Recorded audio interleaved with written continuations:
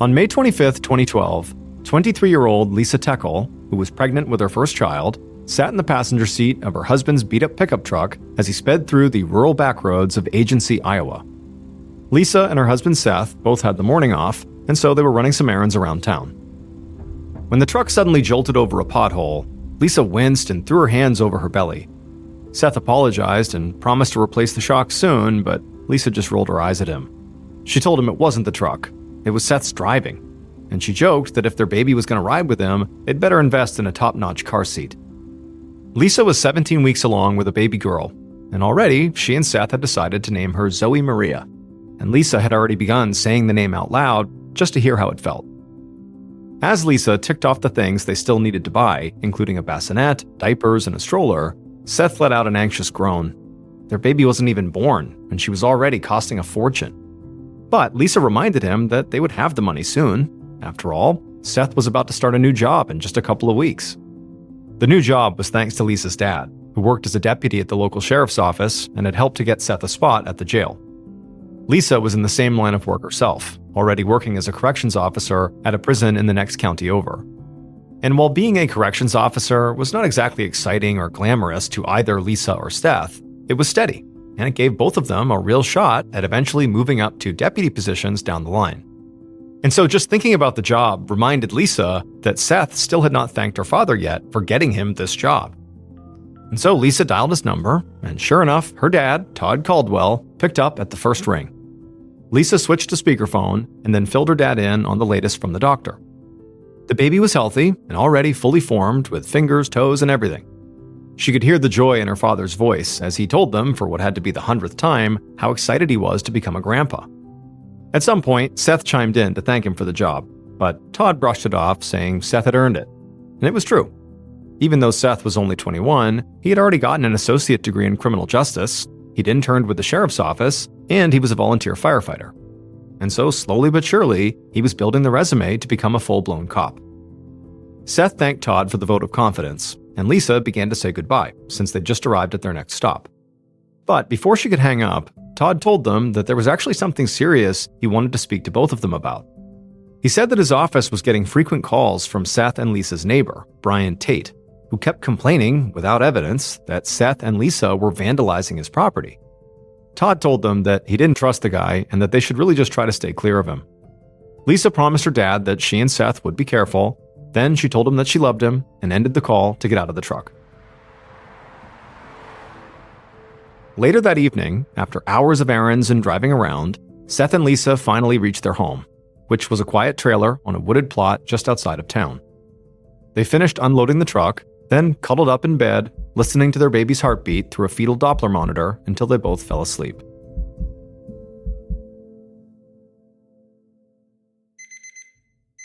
At 5 a.m. the next morning, Seth was awakened by the sound of his alarm. He still had a few weeks of work left at his current job as a security guard, whereas Lisa was not working today. So Seth switched off the alarm quickly and then climbed out of bed, trying his best not to wake Lisa up. Lisa did stir a little bit, but rolled over onto her side and went back to sleep, while Seth headed down the hall to take a shower and get ready for the day. 20 minutes later, at 5:23 a.m., Deputy Martin Wonderland with the Wapello County Sheriff's Department was on patrol when a call cracked over the radio. There had been a shooting just outside the town of Agency, and when the dispatcher relayed the address and the caller's name, Wonderland's hands tightened on the wheel because he knew Seth Teckel. Wonderland worked with Seth's father-in-law, Todd. Wonderland flicked on his lights and floored it, tires kicking up dust as the cruiser tore through the early morning stillness. When he arrived at the trailer, an ambulance was already waiting outside, which meant that a paramedic had beaten him there. Otherwise, the property seemed perfectly peaceful until Wonderland rounded the side of the trailer and saw Seth on the back porch. Seth was barefoot, shirtless, and sobbing, but the only word that Wonderland could make out was Lisa. Wonderland realized that whoever the shooter was, they could still be nearby. So he ran back to his cruiser, popped open the trunk, pulled out his rifle, and then charged into the trailer. The living room was dark because the blinds were still drawn, and everything looked untouched, with no obvious signs of forced entry. A rack of hunting rifles hung on the living room wall, and gleaming bowling trophies lined the shelf below. For a moment, Wonderland remembered Lisa's father, Todd, mentioning that his daughter had at one point been a state bowling champ in high school. Wonderland moved quietly down the hall, rifle raised, listening for any movement. He saw the bedroom door was open, so he stepped inside, and then he stopped. The bedroom walls were splashed with blood. Lisa lay motionless in the bed. Her chest had been torn open by massive gunshot wounds. The paramedic who had beaten Wonderland to the scene crouched beside her, checking her for a pulse. He looked over at Wonderland and shook his head. Lisa was dead, along with her unborn child. There was a pistol out on the dresser, just sitting there, but one look at it told Wonderland that it was far too small to cause this much damage. Wonderland backed out of the bedroom slowly and cleared the rest of the trailer one room at a time, making sure nobody else was there. Once he was sure it was empty, he returned to his cruiser and locked up his rifle in the trunk. Then he grabbed his radio, which he used to call dispatch, and he asked them to send backup. And he specified that they should notify Badge 58 right away. Badge 58 was Lisa's father, Todd.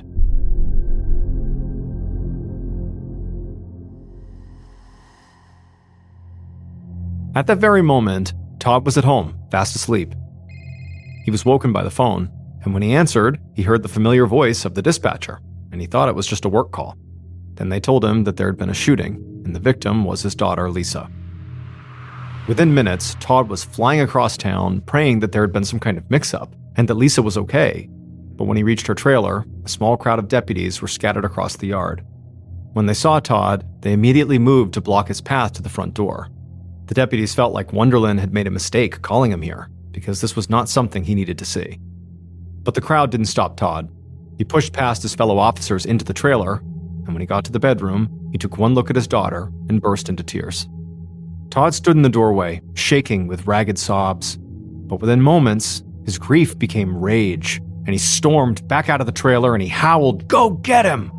And immediately, the deputies in the yard bolted to their cruisers and started pulling out body armor and slamming magazines into rifles. In seconds, they were geared up and moving in unison toward the house immediately next door to Seth and Lisa. This house belonged to Brian Tate, who was the neighbor that kept calling Todd's office to accuse Seth and Lisa of vandalizing his property. Brian was a 57-year-old Vietnam War veteran who was known to suffer from PTSD and schizophrenia.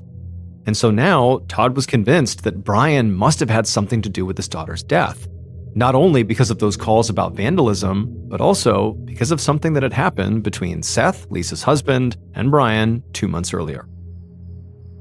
Late one night back in March, Seth had been making his way home through the dark streets when he suddenly jammed on the brakes to avoid hitting a deer lying in the middle of the road. Seth got out and inspected the animal and confirmed that it was already dead. Clearly, someone else had hit the deer with their car and just left it there.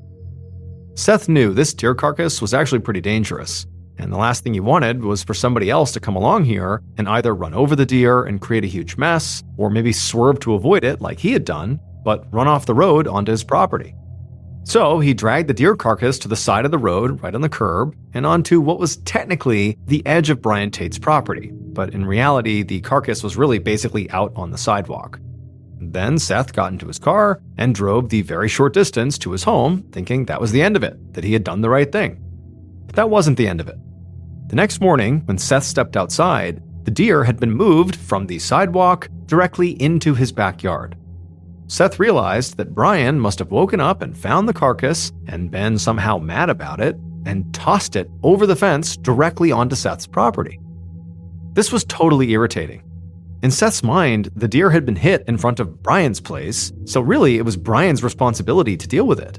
So Seth grabbed the deer carcass again, which was now noticeably smellier as it was decomposing, and hurled it back over the fence, back onto Brian's property. By the time Seth came home from work that evening, he found the deer carcass in his driveway. And so what did he do? He picked it up again, dragged it over, and tossed it over the fence onto Brian's property. And then the next day, Seth found the carcass literally zip-tied to his fence post. The deer carcass went back and forth, growing more disgusting with each pass, until it was almost falling apart. Eventually, some other animal must have dragged it off, but the feud continued. Brian began patrolling the fence at the edge of his property and would glare at Seth and Lisa whenever he saw them. He accused them of throwing rocks and beer cans at his garage, and when Seth and Lisa denied it, Brian stopped complaining to them and started calling the police instead to report them for vandalism. And then in April of 2012, so just 11 days before Lisa's murder, her father, Todd, had responded to one of those calls himself. He didn't tell Brian that he was Lisa's father, or that he'd already heard all about the deer incident from Lisa. He wanted to genuinely hear Brian out and see what kind of person they were actually dealing with. And Brian had not held back. He'd led Todd around his property, pointing out rocks he swore hadn't been there before, while complaining that Seth and Lisa had committed what he called acts of terrorism against him. He even produced an old coffee can filled with dog feces that he said had been dumped on his porch and on the hood of his car. To Todd, Brian just seemed really paranoid. But as he continued ranting, Todd noticed something else. Just inside of Brian's front door, leaning casually against the wall, was clearly a shotgun. Seeing that gun made Todd nervous, so he tried to calm Brian down and assured him that Seth and Lisa were not out to get him here. He said that they were good people and would not do what he was saying they were doing. But Brian only grew more upset. And eventually, Brian just stalked off away from Todd and went inside his house, slamming the door, and that was the end of the conversation. And so from that moment on, Todd had been convinced that Brian Tate was unstable and dangerous. He had warned his daughter and Seth to steer clear, and he made sure every deputy on the force knew that if they ever got another call involving Brian Tate, they should go in expecting Brian to be the threat.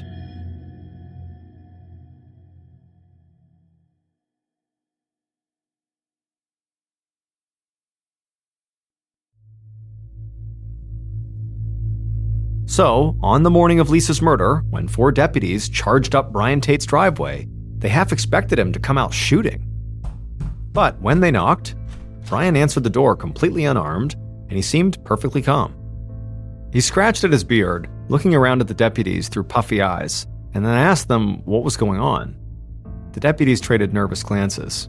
They didn't want to give away their suspicions just yet, so they told Brian that unfortunately his neighbor Lisa had been found dead, and that now they were making their rounds to see if anybody had heard or seen anything unusual. Brian stared at them for a long beat, then told the deputies to wait right there. He disappeared back inside his house, then returned with a stack of plastic lawn chairs, which he set out on the lawn. And to the deputies' surprise, for the next 40 minutes, Brian fielded all their questions about everything from his whereabouts that morning to his mental state and his relationship with Seth and Lisa.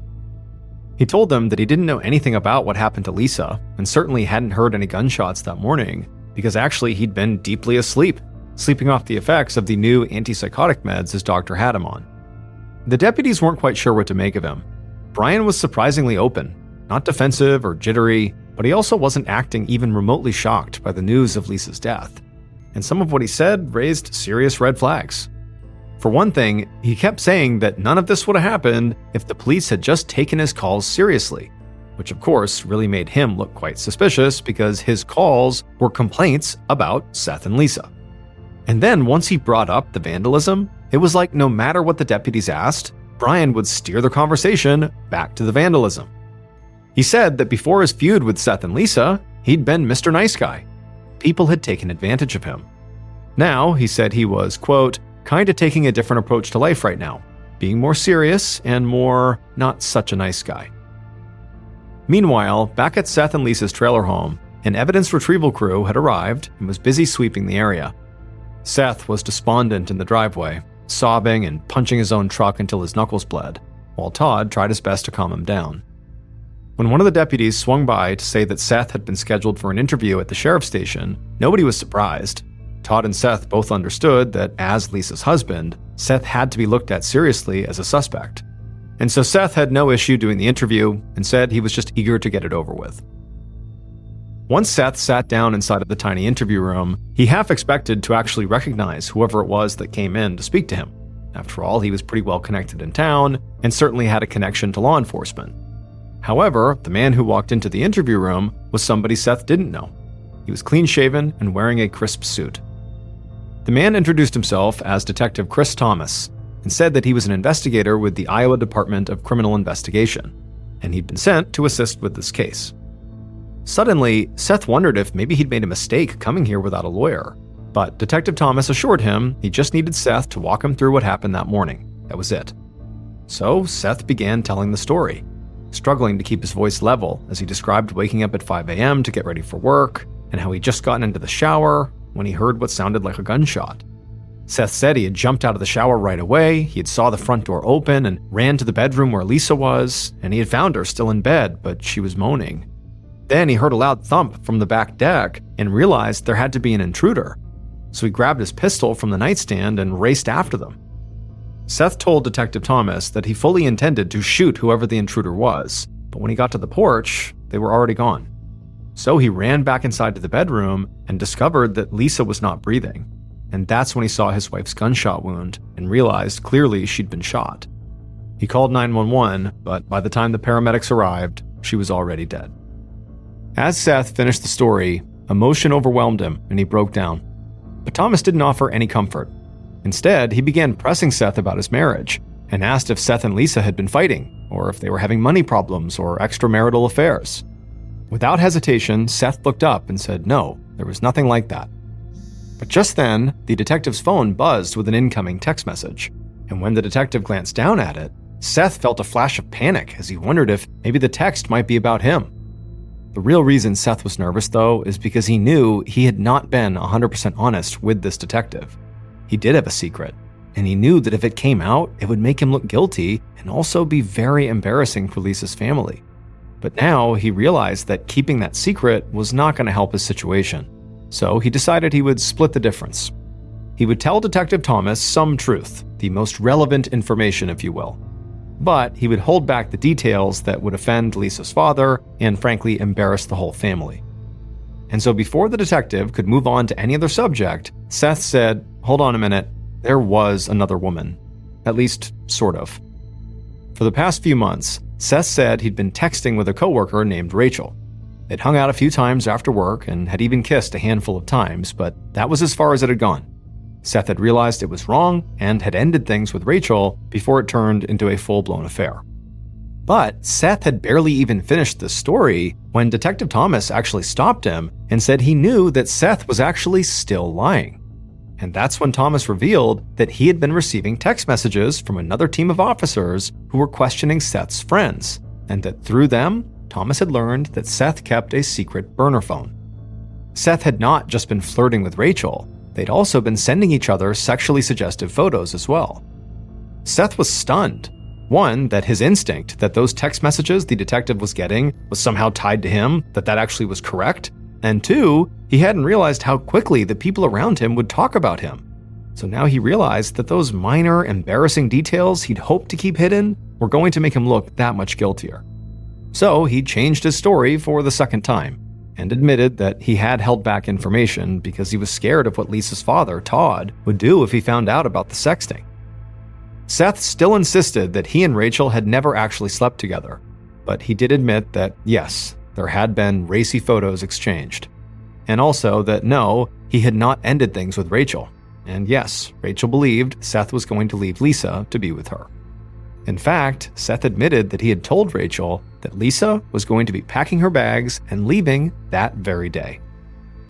The moment the words were out of his mouth, Seth knew how bad it sounded. But by this point, he knew he really didn't have another choice. He had to say what he just said. However, he could see from Detective Thomas's face that damage had been done here. Clearly, he'd messed up by not telling them about the secret phone from the start. And now, nothing he said would sound like the truth. Meanwhile, across town, Lisa's father, Todd, still had complete faith in Seth. Todd was home, grieving with Lisa's stepmom and sisters, when the phone rang. It was Deputy Wonderland, calling with an update on Lisa's case. Wonderland started out by telling Todd that Brian Tate, the neighbor, had not been arrested yet, which to Todd was a huge, infuriating surprise. He'd been sure that by this point they would have Brian in cuffs at the station, but before Todd could say anything, Wonderland dropped even worse news. He told Todd that state investigators had taken the reins on the case, and they didn't think Brian was guilty. Instead, they were laser-focused on Seth. When Todd heard that, he did not want to believe it. He trusted Seth like his own son, whereas Brian Tate had always seemed like a ticking time bomb. And he was horrified by the thought that an outside agency was going to come in, misjudge the whole situation, and ruin Seth's life. while letting Brian walk away scot-free. But even as he was thinking that, the cop in Todd said to set his emotions aside and just let the investigation play out. In cases like this one, the husband was typically the one who did it. And as much as Todd wanted to believe this was different, he wasn't naive. And he also had complete faith in the police force. He knew that if the detectives did their job, then Brian would be exposed eventually. So he promised Wonderland that he would keep his distance from Seth for the moment and not try to interfere with the case. The truth would come out soon enough. In the days that followed, as Todd made arrangements for his daughter's funeral, he stayed in close contact with the investigation. Deputies had gone back to Brian Tate's property to ask more questions and look for evidence, but so far, nothing had come of it. As for Tate himself, he continued to be cooperative, letting them inside, showing them his extensive gun collection, and answering their questions without hesitation. As for the crime scene, there really wasn't much evidence there either. As Todd would learn from his colleagues, there were no signs of a break-in at Seth and Lisa's trailer, no strange fingerprints in the bedroom. Lisa's autopsy revealed that her killer was likely standing at the foot of the bed when they shot her, but the gun was still missing. There was only one potentially interesting piece of evidence found at the scene. Half of a peanut butter and jelly sandwich inside of a Ziploc bag had been discovered on the back porch, near the steps leading toward the woods surrounding Seth and Lisa's property. When Todd heard about the sandwich, he really doubted that it was relevant. In his estimation, Seth or Lisa had probably dropped it the day before the murder, so the fact that the investigators were focusing on it showed just how little they had to go on. But then he got word of a new discovery that immediately put the sandwich out of his mind and looked really bad for Seth. The morning after the killing, a Mossberg shotgun was discovered in the tall grass outside of Seth and Lisa's trailer. It had been sent to the lab, and testing confirmed it was a match for the deer slug that ultimately killed Lisa. Now, the shotgun was not Seth's, but it was registered to one of Seth's friends who told detectives he had left it with Seth for safekeeping. When Todd heard this, he tried to find an explanation, some reason why Seth would have forgotten or overlooked something that important, but nothing added up. Because if this was a break-in, if someone else had come into the house to kill Lisa, why wouldn't they bring their own weapon? But Todd couldn't think of an answer, and so for the first time since his daughter's death, he actually considered the possibility that maybe he'd gotten this whole thing wrong. Maybe Brian really was innocent, and Seth was Lisa's killer.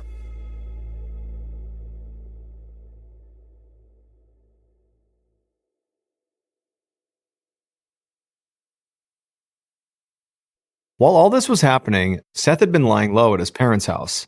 But 4 days after the murder, he headed to the funeral home for Lisa's visitation. Lisa's entire family was there, keeping to the opposite side of the room from where Seth was sitting. It was the first time that Seth and Todd had been in the same space since the morning of the murder, and the shift in mood was unmistakable. Todd would not speak to Seth at all, but Seth noticed he kept glancing in his direction, almost like he couldn't help himself. Seth had already been feeling isolated, but this really cut deeper. Lisa's family had always treated him like one of their own, and now they weren't even meeting his eyes. He stood to the side, unsure of what to do, until he spotted Lisa's little sister. Out of all of Lisa's family members, Seth had been closest to her. So after nervously glancing at her a few times, he got up the courage to cross the aisle and approach her directly. He didn't know how she was going to react, but he was so desperate for a connection that he just walked over, gave her a hug, and then whispered that he loved her and that she would always be his little sister. And when Lisa's little sister said she loved him too, Seth's hope bloomed. He told himself that maybe the cold shoulder he was feeling was just grief and confusion, and that maybe Lisa's family had not given up on him completely. But as the visitation ended and Seth walked out of the funeral home, a county police cruiser was waiting for him. Deputy Wonderland approached him, told Seth to turn around and put his hands behind his back. He was being charged with Lisa's murder. Seth didn't resist. He let Wonderland cuff him and lead him to the car, then just stared out the window as they pulled away from the funeral home. Lisa's family stared right back at him, and in their cold expressions, he could see their doubts hardening. The last thread had snapped. His friends, Lisa's family, the cops he'd once hoped to work alongside, none of them believed him anymore. Seth was alone. But while the state swiftly moved toward a trial against Seth, the media was not ready to let Brian Tate go as a suspect. Local journalists painted Brian as the unhinged neighbor with a stockpile of guns and a history of paranoia. Whenever Lisa's father, Todd, would read one of those stories about Brian, he found himself growing more upset about the case. At the start, he'd been sure Brian was his daughter's killer. But learning about the shotgun in the grass and also Seth's text message affair had really changed his mind. Now, reporters were digging up as much dirt as they could on Brian, but instead of Todd buying into them, he found himself feeling something he hadn't expected: sympathy. After all, Todd had really been the one to flag Brian early on as being unstable and potentially dangerous, and he couldn't help but feel partly responsible for the way the media was now portraying him. And these feelings of guilt only deepened when Todd learned that Brian had been involuntarily committed to a psychiatric facility. The details weren't public, but from what Todd heard, it seemed like the press attention had pushed an already fragile man past his breaking point. And then, on September 30th, when Brian was no longer in the psychiatric facility, he was found dead inside of his home. The autopsy ruled it was natural causes, some kind of sudden cardiac failure. But his elderly mother would tell reporters he had died of a broken heart, that the stress from the media coverage around the case had just destroyed him. And Todd agreed with her.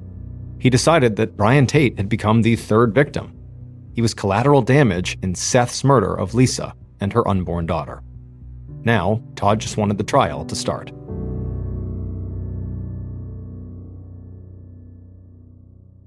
It finally did on February 18, 2013, almost a year after Lisa's murder. And just as Todd expected, Seth's lawyers made Brian Tate the centerpiece of their defense. But what Todd did not see coming was how much new evidence the defense had uncovered. Like the fact that just a few days before Lisa's murder, Brian's mother told a neighbor that Brian had stopped taking his medication. This was a major red flag, both because it raised the question of what mental state Brian was in on the day of the murder, and because it seemed to go directly against what Brian had told police, that he didn't hear any gunshots that morning because he was so tired and passed out from sleeping off his medication. If that story was a lie, then it suddenly became a lot easier to envision Brian breaking into Seth and Lisa's trailer in the early morning hours, grabbing a shotgun off the wall, and murdering Lisa in cold blood. But the defense did not just focus on Brian. They argued that the police investigation itself had been sloppy from the start, and pointed out everything from procedural mistakes to leads that had been completely ignored. Most importantly, neither Seth nor Brian Tate had been tested for gunshot residue, which should have been the typical procedure for this kind of shooting. No one had checked the spent shotgun shells for fingerprints either, which could have easily revealed the killer's identity. Then there was the mystery of the peanut butter and jelly sandwich, which still hadn't been solved. The investigators had written it off as unrelated to the case, but the defense pointed out that there was a major problem with that line of thinking. Seth and Lisa lived in a wooded area with all kinds of wildlife nearby. If that sandwich had been sitting out overnight, it likely would have been torn apart by animals by dawn. But it wasn't, which suggested it had not been there for very long. If it was dropped that morning before the police arrived, it could have only been left by Lisa's killer. Now, the sandwich itself didn't prove anyone's guilt or innocence, but the defense presented it as emblematic of all the questions that the police could not answer. It looked like the investigators just hadn't bothered to tie up loose ends because they'd made up their minds that Seth was guilty, even though there was no eyewitnesses and no DNA evidence tying him to the murder. Hearing the confusing back and forth, Todd couldn't help but worry that the justice system that both he and his daughter fervently believed in would not give him the answers he so desperately needed. As for Seth, he sat through the debate, listening to all the talk of sandwiches, gunshot residue, and Brian Tate's mental health, feeling the walls close in on him. Lisa's family was glaring at him, clearly trying to get a reaction. His friends had cut off all contact with him, and the town where he'd grown up viewed him as a killer. And so now, his fate rested with 12 strangers. As the jury deliberated, Seth braced for the worst. But when the verdict came back, it wasn't a verdict at all. One juror was holding out, refusing to convict. For Seth, this was like a gift from the heavens. One person in the world had looked at all the evidence and believed him.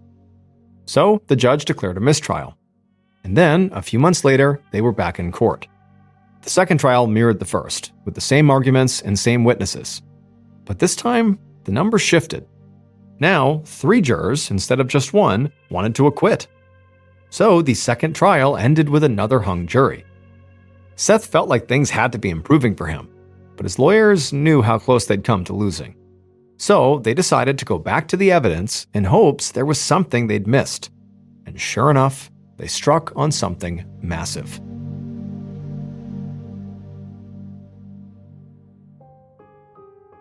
Seth's lawyers discovered that in October of 2011, months before Seth and Lisa's wedding, Lisa had carried out a brief sexual relationship with a coworker named Jason.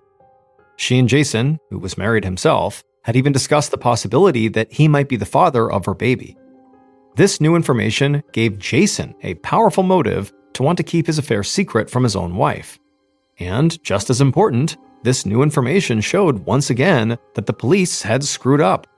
They must have seen text messages on Lisa's phone that hinted at the affair, and so their failure to properly investigate the lead was just more proof that they'd been gunning for Seth from the start and had failed to consider other possible suspects. During the third trial, Lisa's family was forced to sit and listen as Lisa's most shameful secrets were exposed in front of everyone. It was especially devastating for her father, Todd, since he'd always been close to Lisa and thought she told him everything, but not this. But the third trial wasn't over yet, and soon, one more witness was called to the stand. The court was silent as this witness took the stand and got sworn in. And as they did, the witness glanced around nervously the whole time. And from the moment the witness actually started speaking, Todd realized he finally knew, beyond a reasonable doubt, who actually killed his daughter.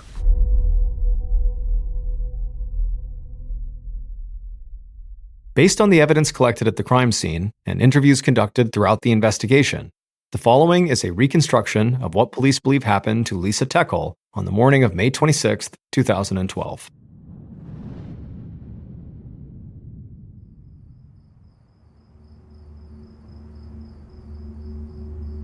At 5 a.m. that morning, before the first rays of dawn began spilling over the trees, the killer stood outside of Seth and Lisa's trailer. They paced back and forth in the fading darkness, a cigarette trembling between their fingers. They knew they could not let this go any longer. Something had to change now. So, finally making up their mind, they tossed the cigarette, climbed the steps to the trailer, and slipped inside. The killer moved through the living room, eyes adjusting to the dim interior. The shotgun was right there on the rack. They took it down, loaded it with slow, deliberate movements, and then crept toward the bedroom, where Lisa lay sleeping. The killer hesitated, reminding themselves that it was not too late to stop. They could put the gun back and walk away. Instead, they raised the shotgun and pulled the trigger. As the sound rang in their ears, the killer bolted, terrified that someone had heard. They ran down the hallway, out the back door, across the porch, and into the woods behind the trailer. Breathing hard, they reached the tree line where they found a patch of tall grass and ditched the gun there.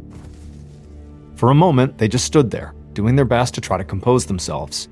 Then, at some point, they turned around, took a deep breath, and walked calmly back through the woods, climbed the porch steps, took out their phone, and dialed 911. The killer did not worry for a moment that they were actually going to get caught, because they knew exactly who to blame for the murder. If everything went as planned, the police would take the bait and never guess the truth. And it might have worked, except for one witness who came forward during Seth's third trial.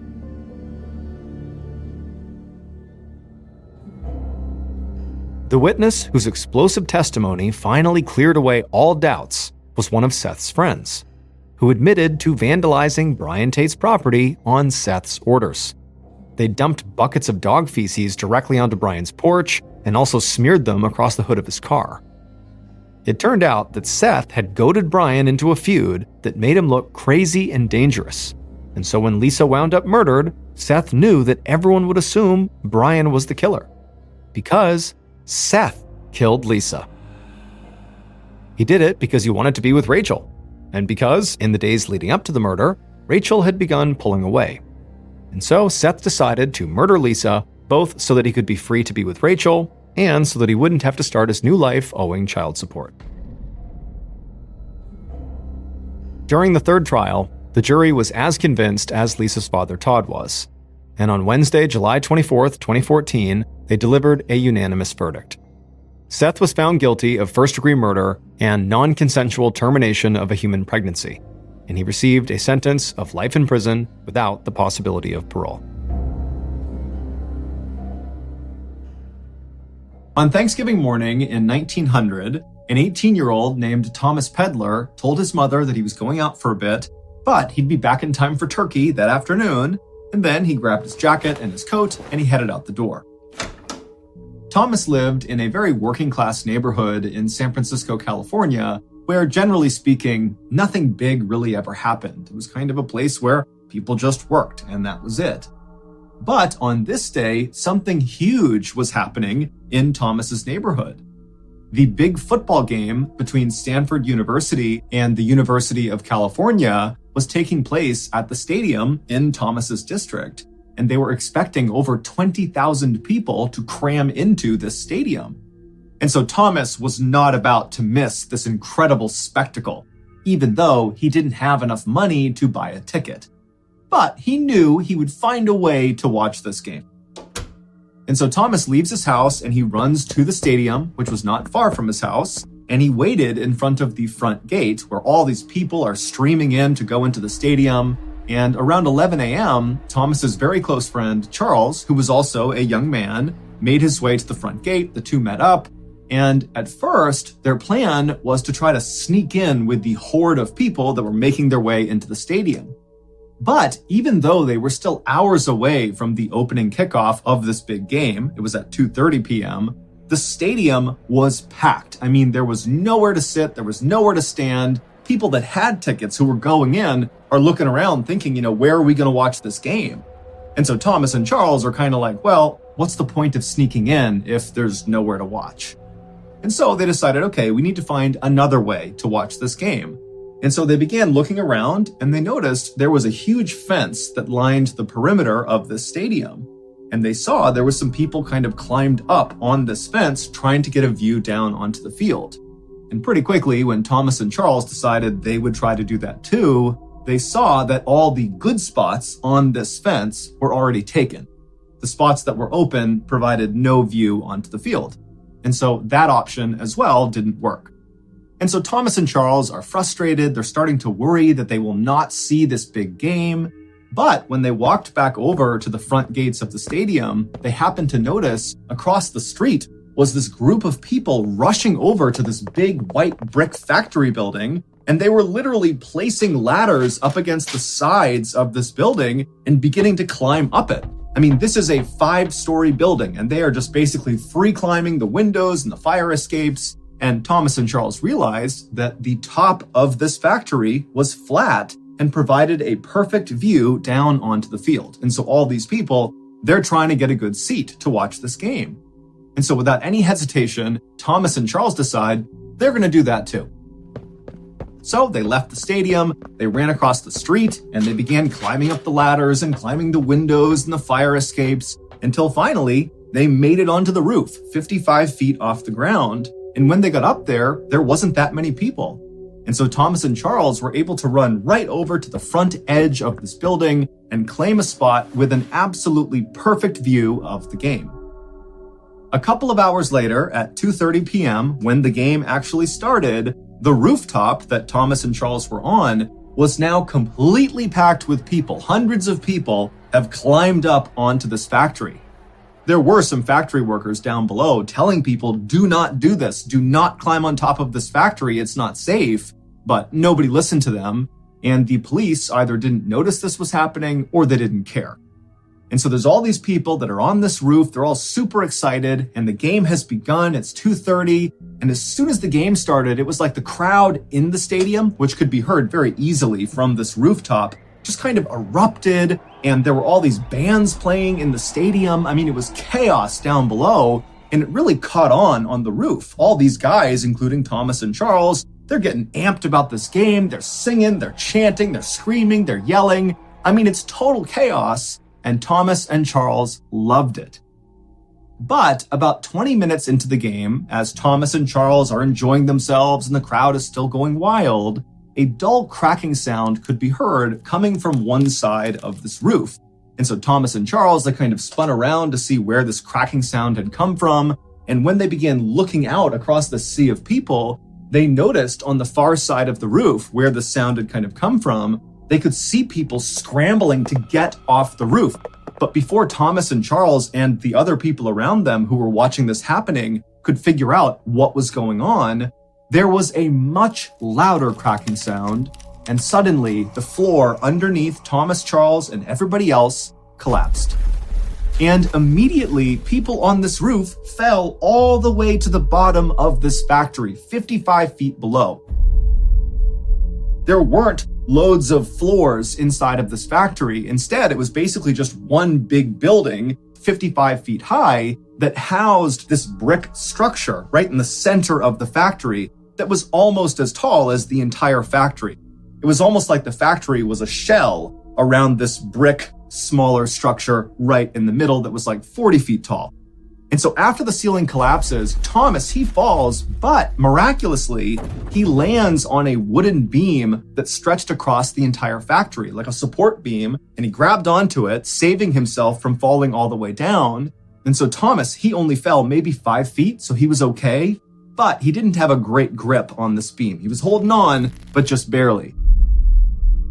And so Thomas, he turns and he's looking around at what's happened below him, and he's hearing people screaming, and he's hearing the sounds of people running around trying to help those who have hit the ground on the bottom.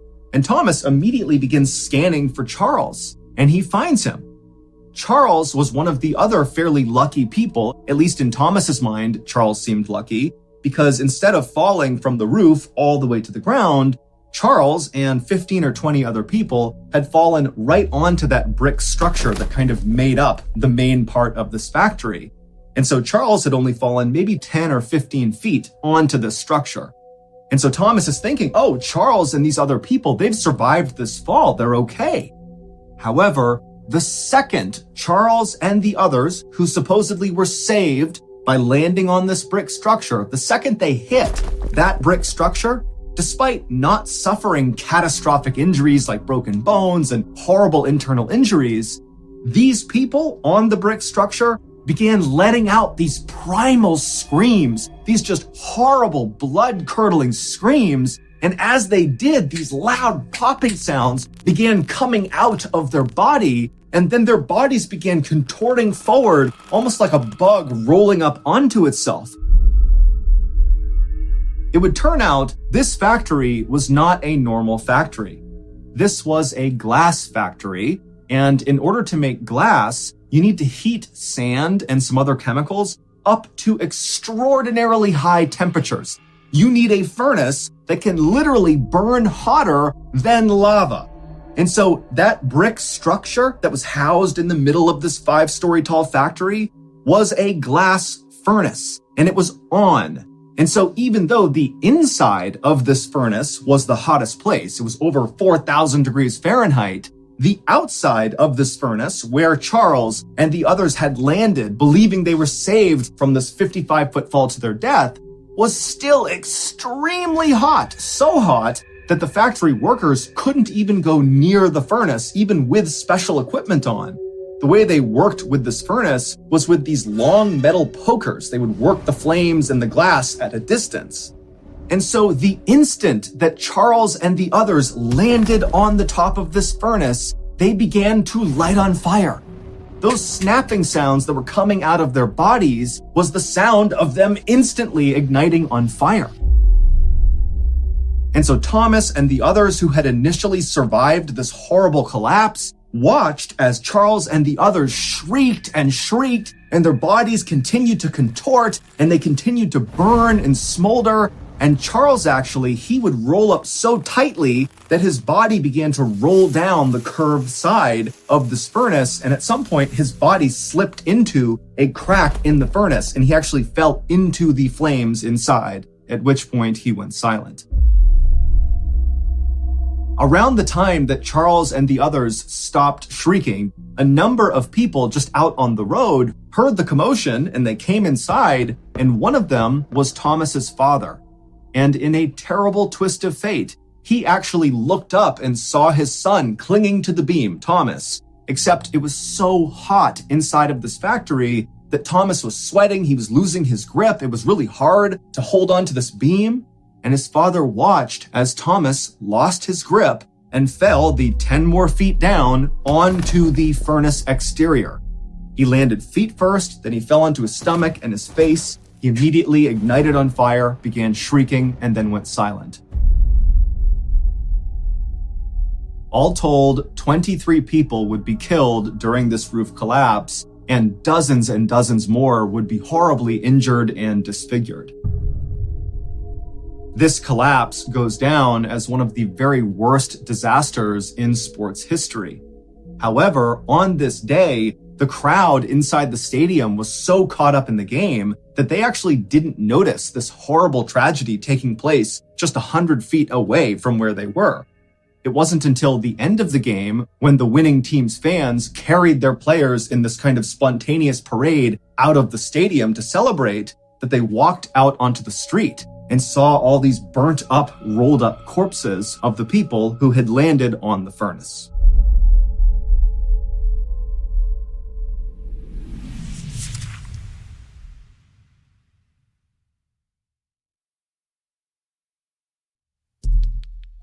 Our next story is called Minivan.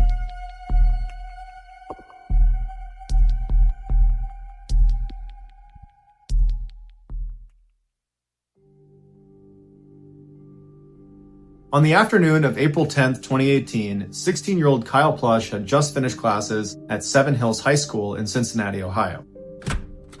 He walked out the school's doors and began walking straight across towards the sophomore parking lot where his car, a minivan, was located. Although Kyle had suffered from a spinal cord injury at a young age, he had made a remarkable recovery. He not only walked after his injury, he ran. He went downhill skiing, he biked, he swam, he played soccer. But of all the sports he enjoyed playing, tennis was his favorite. He had joined the high school tennis team and had become one of their best and most popular players. That afternoon, he had a match scheduled, so he needed to get into his minivan and get out his tennis racket and his tennis shoes.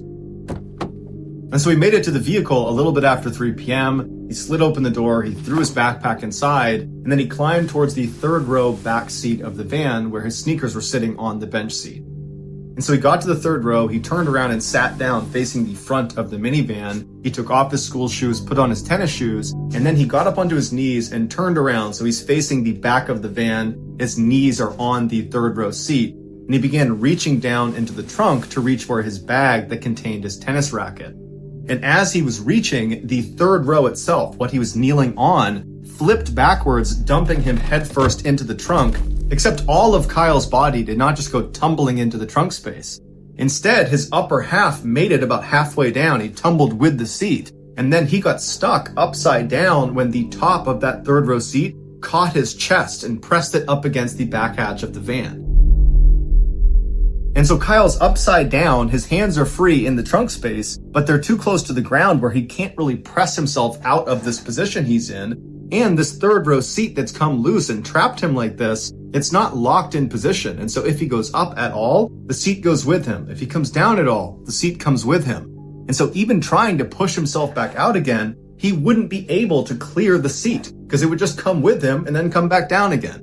And so he probably looked for places to pull himself down, hoping that might be a way to clear the obstruction, but there was nothing to grab onto, and his lower half would not have been able to slip through that gap, even if the seat was stationary, because no person is supposed to get through that tiny little gap. There was also no inside handle on the back hatch that Kyle could have grabbed and potentially opened the back door, and so he was entirely reliant on somebody showing up and opening the trunk to get him out.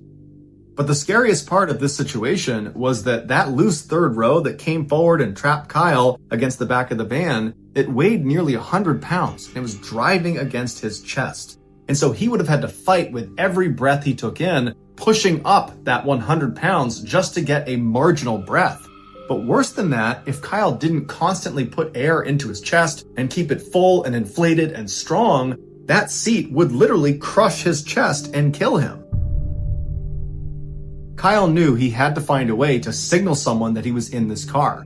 He couldn't reach his phone because it was up in his pants pocket, and that meant getting up around the obstruction, and he couldn't do that. But he had a smartphone, and he knew he could use voice-assisted calling. And so at 3:14 p.m., he used his iPhone's voice assistant, Siri, to call 911.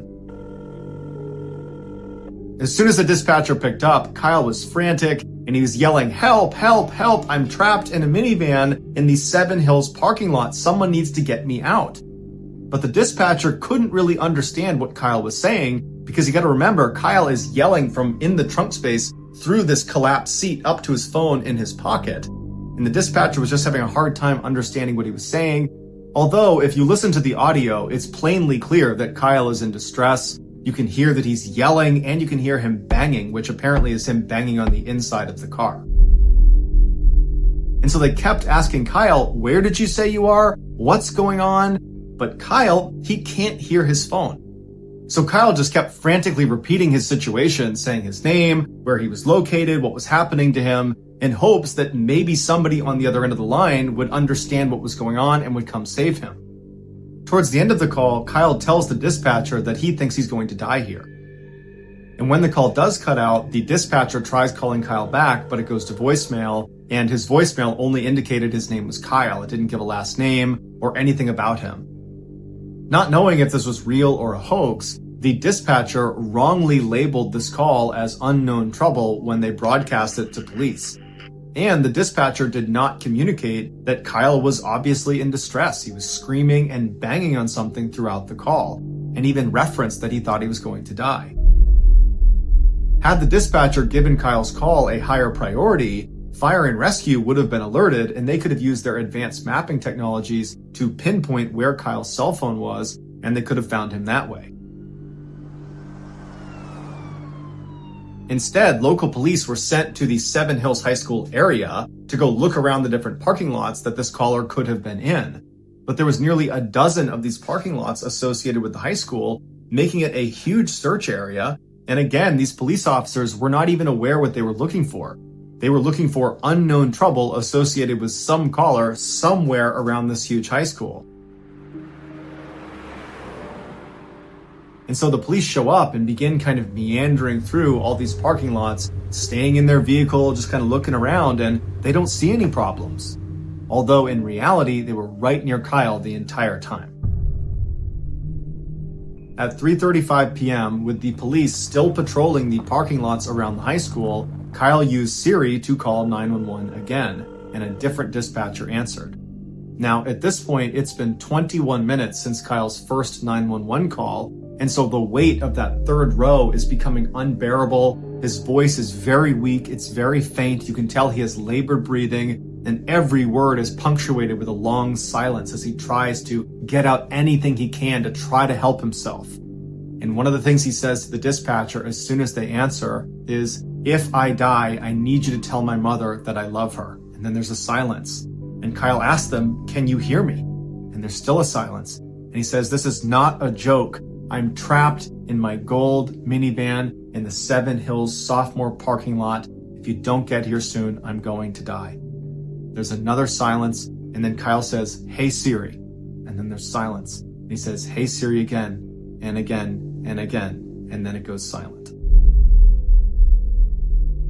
The second dispatcher had heard Kyle on this call, but for some reason did not relay to the patrolling officers in the area Kyle's dire situation or his exact position, that he was in this gold Honda Odyssey in the sophomore parking lot. For some reason, that was not communicated to those officers. And so 2 minutes after the second 911 call ended, those two officers left thinking there's nobody here, there's no trouble, and that was it. Kyle was left all alone.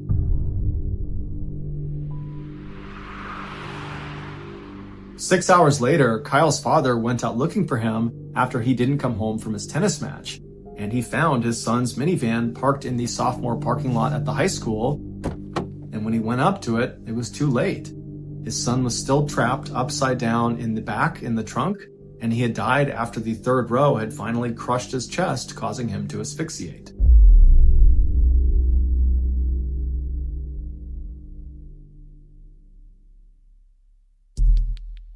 The next and final story of today's episode is called The Tomb.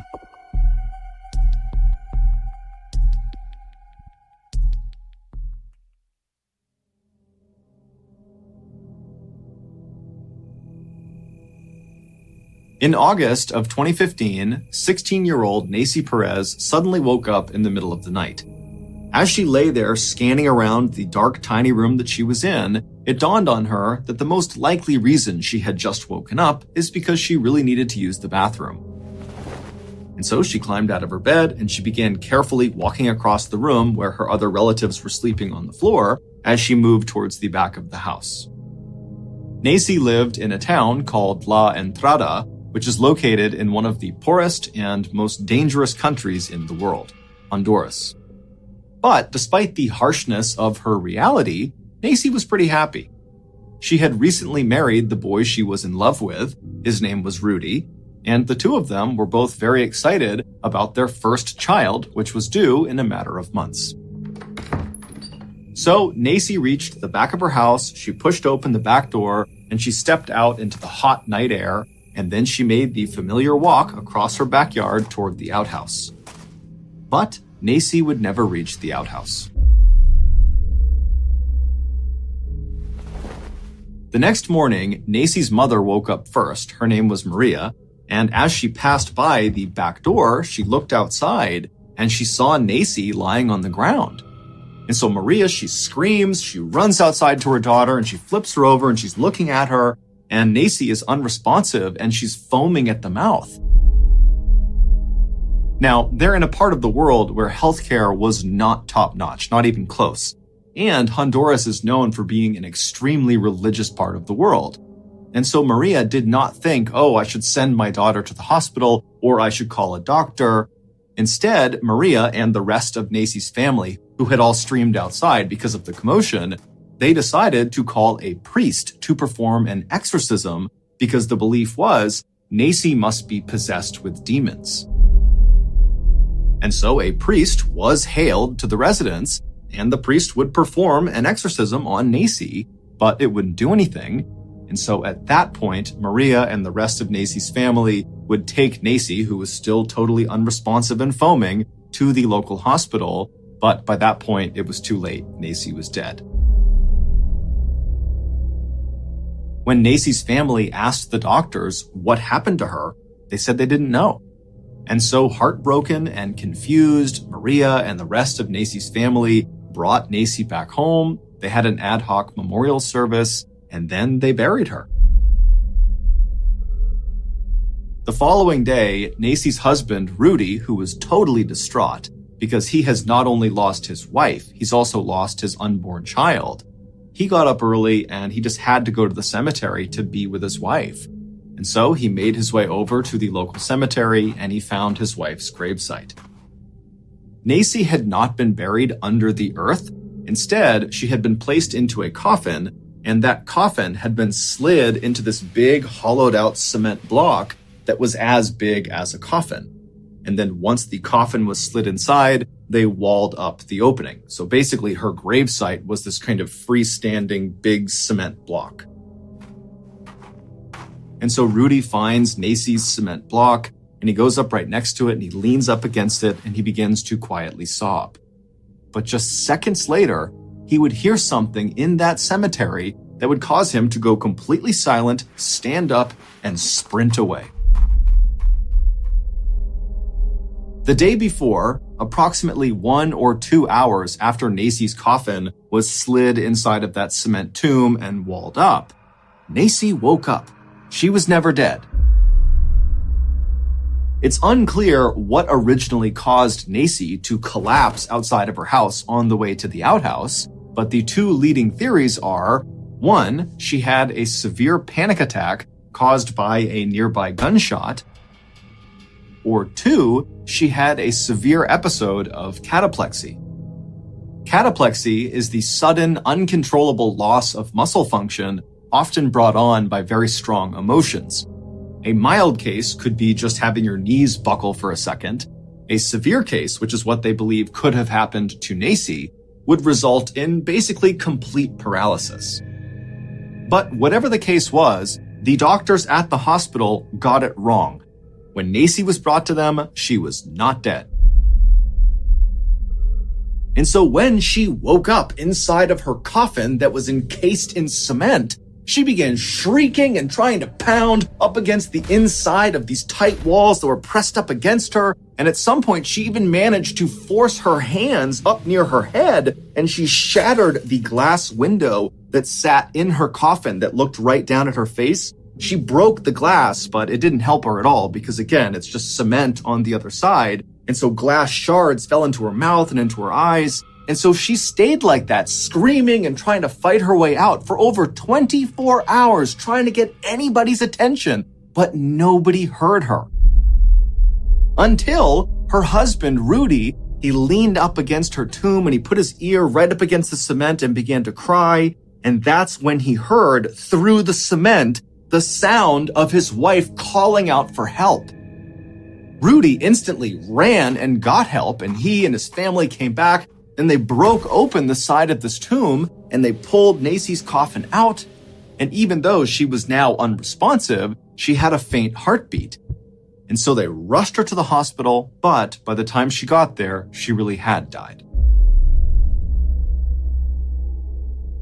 Nacy had finally just run out of oxygen, likely within minutes of her husband finally hearing her screams.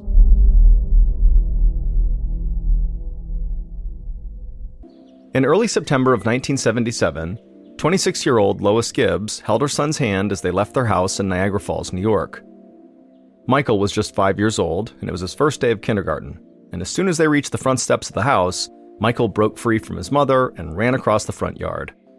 Lois smiled at her son's enthusiasm as she adjusted her oversized glasses and tucked her brown hair behind her ears. Michael's father was already at work, so it was just the two of them walking the few short blocks to 99th Street Elementary School. And as they walked through the neighborhood, Michael looked up at all the smokestacks that dotted the landscape. He pointed out one of them and proudly exclaimed to his mother that that's where Daddy was. Lois smiled at her son and nodded. Niagara Falls was a big blue-collar city full of factories like those, and they were where most local people were employed, which included Lois's husband, who worked at the local Goodyear tire plant. It was hard work, and Lois appreciated everything he did for their family, even if he always came home smelling absolutely terrible. As Lois and Michael continued their walk to school, a neighbor who was out on their front porch called out hello and asked if the little boy was excited to be starting school. Lois knew this woman. She had a son the same age as Michael, but the best answer she could muster to this neighbor was just a nod and a smile, and then immediately Lois looked down and began fiddling with her necklace, which was something she did whenever she felt anxious. Truthfully, Michael was very excited about school, but his mother was just a little bit nervous to let him go. Michael was an active kid, but he was kind of fragile. He had asthma and a history of pneumonia and painful urinary tract infections, and these infections really made Lois feel helpless because she actually could not give Michael any medicine. Aspirin upset his stomach, and he broke out in a rash whenever he took it. Now, Michael was starting school, and Lois worried about all the new viruses and germs he'd be exposed to.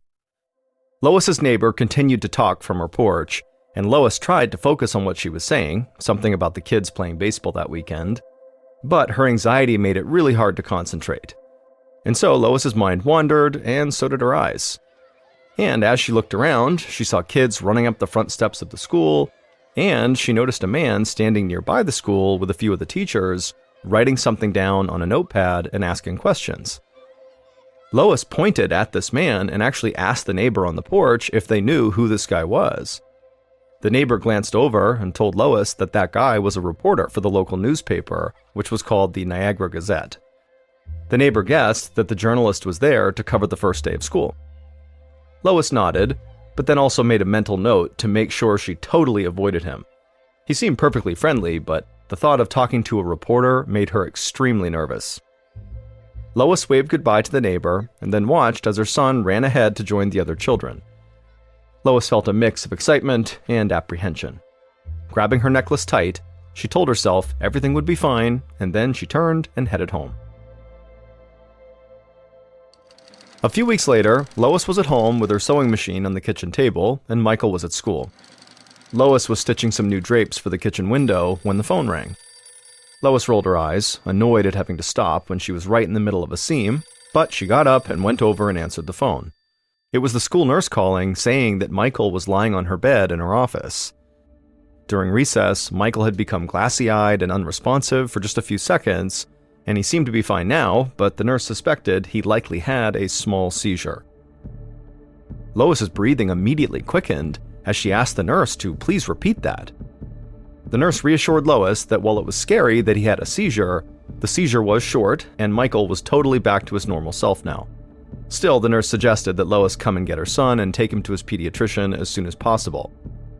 Lois could feel her heart racing as she slammed the phone on the receiver and then fumbled with her shoes as she raced out her front door. After getting to the school and picking Michael up, Lois took him straight to see the doctor. The doctor gave him a thorough examination and promised Lois that Michael's vitals did look fine and he was not in any sort of imminent danger. He said that while it was rare, kids could sometimes have minor seizures with no obvious cause. But if this happened again, he did advise Lois to take Michael to a specialist. Lois was glad to hear that her son was okay, but she was still very nervous. She already had to monitor Michael's fragile health, and now she had to also watch out for these seizures too. She just hoped that it really was a one-time thing and that this would not become a recurring issue. But unfortunately, the seizures didn't stop. Over the next few months, Lois would learn to recognize when they were happening. There didn't seem to be any particular trigger for them. Michael might be playing in the backyard or doing his homework or watching TV, when all of a sudden his eyes would just kind of glaze over and he would become unresponsive for a few seconds. Then, as if nothing had happened, he'd just be right back to normal. Every time it happened, Lois rushed to Michael's side, holding his hand and reassuring him that everything was okay, but inside she was terrified. She knew it was only a matter of time until Michael's seizures actually caused a major problem. He could be playing on the jungle gym and have a seizure and fall and get hurt, or he could be crossing the street and have a seizure and then get hit by a car. And so finally, when it became fairly obvious to everybody involved that these seizures were likely not going away anytime soon, Michael's pediatrician referred Lois to a neurologist. Lois finally got Michael an appointment in December of 1977, about 3 months after Michael had his first seizure. Lois gave the neurologist a detailed history of Michael's various seizures, and the doctor quickly diagnosed him with epilepsy, a brain disorder that causes chronic seizures. Even though Lois had been expecting something like this, she was still stunned to hear it. There was no family history of epilepsy. Michael had never experienced any kind of physical trauma that might trigger seizures. She'd always fed her family a healthy and nutritious diet. She didn't even allow soda in the house. And so finally, Lois asked the neurologist, what could I have done differently that could have protected my son from this? But the doctor assured Lois that Michael's diagnosis was not her fault. He said epilepsy can have many causes, ranging from a past brain infection to a genetic abnormality. But while this was somewhat reassuring, it didn't really actually clarify for Lois why her son developed epilepsy. To her, it just didn't add up. After the appointment, Lois drove to the pharmacy and picked up the anti-seizure medication the specialist had prescribed. As she did, she still couldn't believe this was actually happening.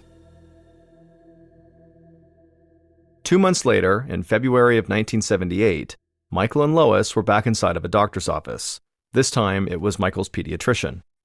Lois tried to entertain Michael by playing the game I Spy with him, but Michael just sat on the exam table looking pale and very tired. In fact, Lois had never seen Michael so tired and run down before. When the pediatrician finally came into the room, he examined Michael and told Lois that she was right to be concerned. Anti-seizure medication could lower a child's energy levels, but Michael shouldn't be this out of it. The doctor ordered a full battery of blood tests, then sent Lois and Michael home, promising to call them with the results as soon as they came in. And a few hours later, the pediatrician would call Lois, and as soon as she picked up, he would say that unfortunately he had bad news. He told Lois that Michael's white blood cell count had dropped significantly, so much so that the pediatrician hadn't even known what to do and had to go to a colleague to ask for their advice. And so from what he learned, he told Lois that Michael's medication could be what's causing this drop, but he also said that they needed to prepare for another darker possibility. The doctor explained that Michael might be developing cancer or perhaps a serious blood disorder. When Lois heard this, she just stood there, frozen in the kitchen. It was like time suddenly was standing still. and for a few moments, Lois just didn't say anything. She just stood there. But then finally, she collected herself enough to ask the doctor how they would know for sure what this was. The pediatrician sighed and said unfortunately he did not have the answer, and that Michael would have to be referred to more specialists to get to an answer. As the pediatrician talked, Lois found herself walking over to the kitchen doorway, and she looked in on Michael, who was fast asleep on the couch. He looked so helpless, and she had no idea what to do. At a loss, Lois thanked the pediatrician for all his help so far, then she hung up the phone in a haze. At the same time that Lois was receiving this devastating news, a 26-year-old reporter named Mike Brown stood in the driveway of a wood and brick ranch-style home a couple of blocks away, and as he stood there, he rubbed his hands together to keep them warm against the winter cold. Mike grew up in the area, so he knew a lot about Niagara Falls and the people who lived in this town. And as a rookie reporter with the Niagara Gazette, he was more than willing to go door to door, asking his neighbors for leads on the stories he was investigating. He liked proving himself. Today, Mike was investigating reports of water backing up into people's backyards, even when it wasn't raining.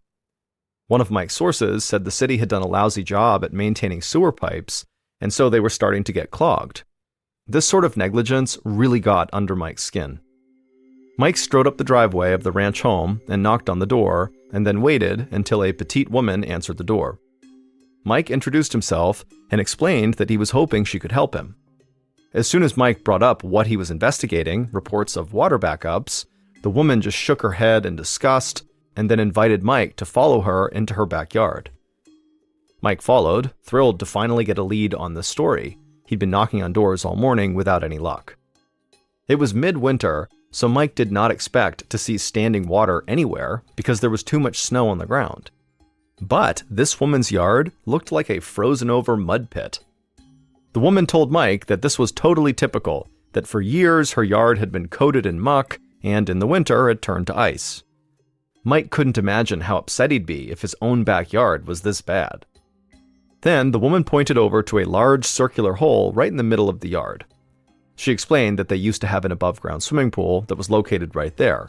But a few summers ago, there had been so much standing water coming into the yard that the pool actually began to float. So she and her husband decided to replace the above-ground pool with a cement one.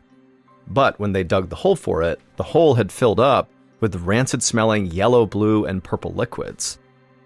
And so at that point, they decided to just stop with the pool, and they did not end up building one.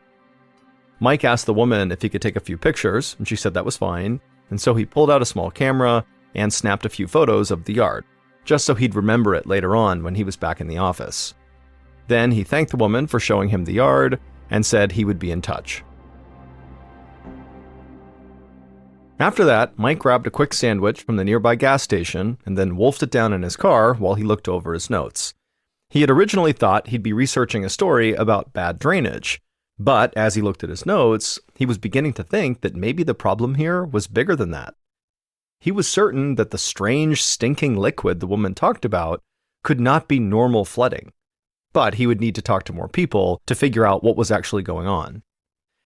Half an hour later, Mike was back to knocking on doors around 99th Street. After trying a few houses, he finally connected with a middle-aged couple who, after hearing what Mike was researching, said they'd be happy to talk to him.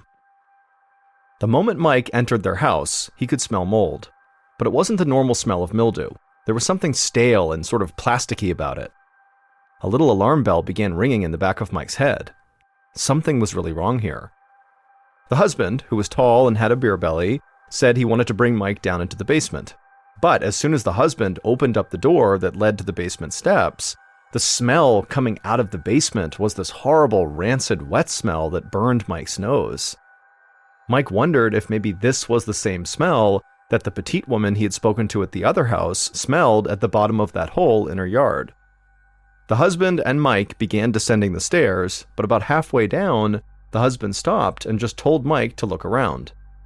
And so Mike would look around the basement, and right away he saw all this thick black sludge seeping in through the walls of the basement and kind of collecting in the corners on the floor.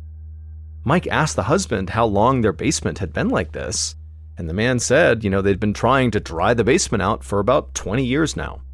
The husband said they had tried everything they could to clear out the sludge, but nothing had worked. The husband also said he called the city countless times to try to get them to help him, but he said nobody from the city ever called him back. This really upset Mike. This couple's living in a house full of this terrible smell and sludge for years and years, and the city had just ignored them. It was becoming clear to Mike that this neighborhood around 99th Street had a problem, and this story was definitely going to be a lot bigger than just a drainage issue. After thanking the couple for their time, Mike headed back outside, looking forward to take a deep breath of fresh air. But when he stepped out onto the stoop, the smell of mold he had smelled inside the house was now replaced with a different, sour smell. He scrunched his nose up and pulled his shirt collar up to his eyes and covered his mouth with his hand. As he approached the 99th Street Elementary School playground, he could taste the sour, chemical-like smell in his mouth. It made his throat sting, which made it hard to breathe, and by the time he reached the playground, Mike was actually wheezing from this sour smell. And that's when he looked out over the school playground and saw several pools of what looked like oil on the ground. Yet school was in session. He could see lights on in all the classrooms as though nothing was wrong. At this point, Mike was furious. It seemed obvious to him that something dangerous was going on here, and the city was clearly ignoring it. Mike turned on his heels and rushed back towards his car, anxious to get back to his office and start writing about what he was finding.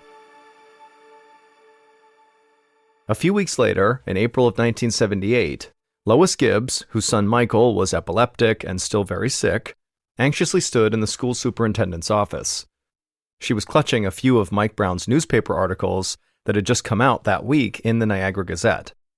The articles explained that there were all these horrible smelling liquids that were collecting all around the neighborhood right around the elementary school, and so Lois was worried these liquids were what was making her son sick. Despite her natural shyness, Lois had actually called a meeting to talk over the situation with the superintendent. Lois slid the articles to the superintendent across his shiny oak desk, and she told him about her son's health issues. Even though Michael's health had stabilized and the doctors concluded he did not have cancer, he still wasn't getting better. And so after reading Mike Brown's articles, Lois had become convinced that these black sludge pools at the school must have something to do with her son's illness. Lois told the superintendent that she did not feel safe having Michael on school grounds until these black pools could be investigated by specialists. With tears welling in her eyes, she said that she was worried Michael was going to die. She wanted him transferred out of the school immediately. Across from her, the superintendent kind of dramatically leaned back in his oversized leather chair, and then a look of forced empathy came across his face. And this look kind of unnerved Lois, and she began fiddling with her necklace again, but she pressed on. She pushed 2 doctor's notes across the desk, trying to look self-assured. The superintendent looked at her, and then looked at the notes, and then his look of empathy disappeared, and his eyes narrowed as he told Lois that she was definitely overreacting. All the other students were just fine. The articles were mistaken. There was nothing wrong with the school. Lois tried to stay calm, and so in a sort of shaky but somewhat even voice, she told the superintendent that he was being way too casual with the health of the students at 99th Street Elementary School. But the superintendent just shook his head. No, that was not true. Then he slid the doctor's notes back across the desk and pointed his finger accusingly at Lois. He told her that he wasn't about to upend the whole school for one sick kid and a hysterical housewife. The words felt like a slap in the face to Lois. She didn't understand how anyone working in education could be so heartless, and so she grabbed her purse and stormed out of the room. As she drove home after the meeting, Lois felt shell-shocked, her thoughts flipping back and forth between rage and helplessness. But by the time she pulled into her driveway, she knew what she was going to do. Lois was going to reach out to other parents and let them know what was going on. Maybe she'd even tell the whole neighborhood. Heck, she'd go door to door if she had to. If she couldn't get her son transferred out of that school, well, then she was going to have that school shut down before any more children got sick.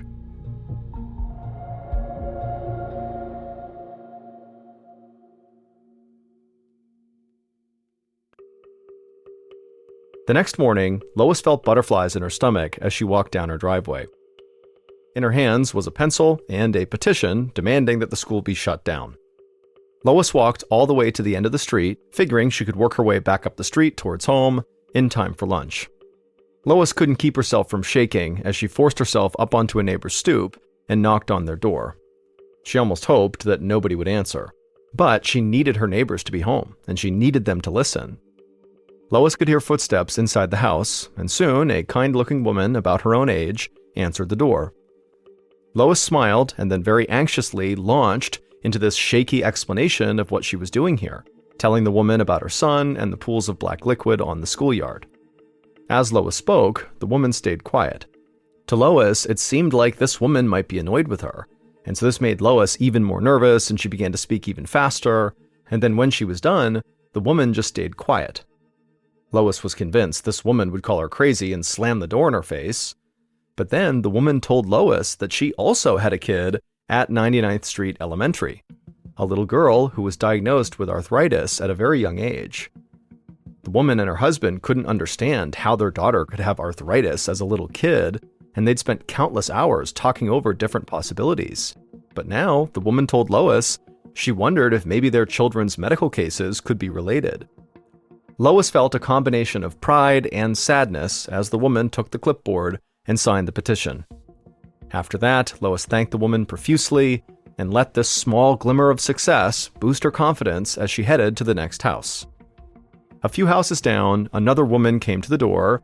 This time it was someone who was a bit older than Lois, and this woman would tell Lois that her own daughter, who was in her 20s, had recently had a miscarriage, and the daughter's seemingly healthy young husband had had a fatal heart attack soon after the miscarriage. And so the older woman did not need much convincing to also sign Lois's petition. By the time Lois was just halfway down the street, her petition was completely full of signatures. And so Lois was more convinced than ever that there was something wrong with this neighborhood and it needed to be stopped. A few months after Lois got her petition signed by basically everybody in the neighborhood, reporter Mike Brown waited behind one of the trees just outside of City Hall. He'd done this every morning since early April, and now it was almost summer. As Mike sipped his morning coffee and enjoyed the warmth of the morning sun on his face, he noticed the mayor walking from the parking lot to the front steps of City Hall, and so Mike headed over to cut him off. Like he'd done on many mornings before this, Mike started pelting the mayor with questions about the sludge puddles around 99th Elementary School and the oozing basements and flooded backyards that he documented that spring. And as always, the mayor told Mike that all those issues were just a nuisance and not serious health problems, and then the mayor ducked inside his office at City Hall where Mike could no longer follow him. Mike had expected the morning to go this way. He just wanted to annoy the mayor and keep the issue in front of him. Maybe if he badgered the mayor enough, the man would slip up, or maybe finally agree to actually talk about these issues. After ambushing the mayor, Mike walked across the street from City Hall to a diner. He walked in through the front door and took a seat at the bar, breathing in the smell of fresh pancakes. A waitress was working the register. She asked Mike if he'd like the usual, and Mike said yes. The waitress brought him a fresh cup of coffee. Then, as usual, she moved the phone from behind the counter to within reach of Mike. Mike thanked her, then used the phone to dial the Niagara County Health Department. At this point, he knew the number by heart. A familiar voice picked up on the other line. Mike didn't know the receptionist by name, but after months of calling and calling, he certainly recognized her voice, and she knew it was Mike immediately. She wished him good luck and then transferred him to her boss before he even had to ask. And as usual, her boss, the health department official who answered the phone, told Mike that the smell and the collecting pools of black liquid were not a health concern. To Mike, it just seemed like the mayor and the health department were in cahoots. Mike hung up and dialed another number. This time it was for the Hooker Chemical Company, which was an industrial company that used to own the land that was adjacent to 99th Street. Mike had already approached Hooker Chemical through more formal channels, and company officials always told him that the black ooze flooding yards all over the neighborhood was not their responsibility. And other than that, they just refused to comment. So now Mike just called them every morning to remind them that he was not going away, and neither was this problem. By the time the receptionist at Hooker Chemical hung up on Mike, a plate of eggs and toast had arrived. Mike thanked the waitress, then drenched his eggs in Tabasco sauce and began to eat. As he ate, Mike barely noticed the neon orange piece of paper sliding onto the bar right next to him. He looked up to see a woman with brown hair and big glasses holding a stack of these orange pieces of paper. They were flyers. He smiled and grabbed the piece of paper she had just slid over to him.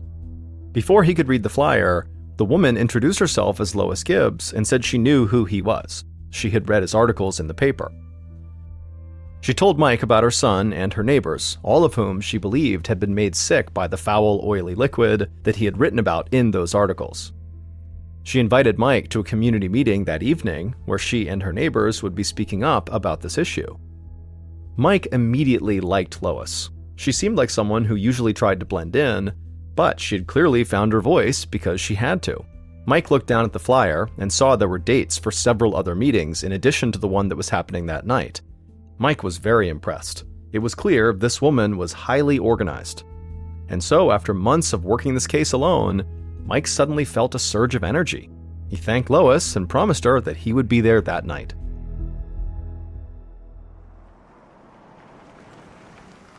That night, Mike pulled up outside of a church that was in the next town over from Niagara Falls. Mike walked into the back of the church, then followed a few people downstairs into a big cinder block room with bright overhead lighting. Along the wall was a folding table that had some coffee and a few boxes of homemade cookies. The neon orange flyer said tonight's speakers would discuss a nearby industrial dump site for chemical waste. Mike was eager to better understand how these big industrial plants were disposing of their waste in general. Mike took a seat in a folding chair against the wall and then just kind of kept a low profile. He just wanted to listen tonight. First, a middle-aged, barrel-chested man stood up and thanked everyone for coming in. Then he made a few announcements before ceding the floor to a young woman. Mike guessed this woman was about 20 years old. She had a determined look on her face as she began telling the crowd about this chemical smell that had been lingering in the air around town. She said that this nasty odor was being caused by an old chemical dump site in town that had recently begun leaking. As the girl spoke, she began to cry because she was clearly very afraid of the fact that she had lived right next to this dump her whole life. She would tell the crowd that the area the dump was in was known by the unusual name of the Love Canal. Mike perked up at the mention of this dump site's name. In all the research he'd done in Niagara Falls, he'd never heard of the Love Canal. And so the moment the barrel-chested man stood back up to end the meeting, Mike shot up from his seat and nearly sprinted out the door. He could not wait to get to his office. 20 minutes later, Mike was back in his office, settling in for what he knew would be a long night of research.